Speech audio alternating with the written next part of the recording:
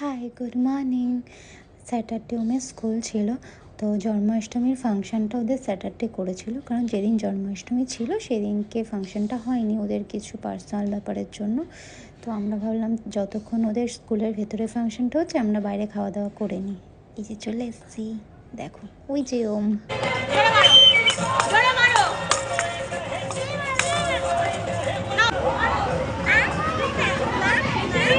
বলো মা। ওর এই টাইমগুলোই আমি খুব মিস করি, কারণ ওর এই টাইমগুলোর মধ্যেই আমি আমার নিজের ছোটোবেলাগুলো খুঁজে পাই। এত ভালো লাগে সবাইকে দেখে।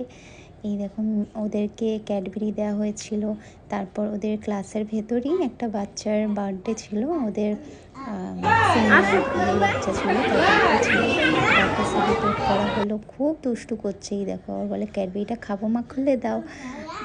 এই ডান্ডিয়া, এটা অন্য একটা বাচ্চার ডান্ডিয়া নিয়ে সেটা নিয়ে খেলছিল। এই যে ওদের সেলিব্রেশন হচ্ছিল, মানে বাচ্চাটার বার্থডেটা।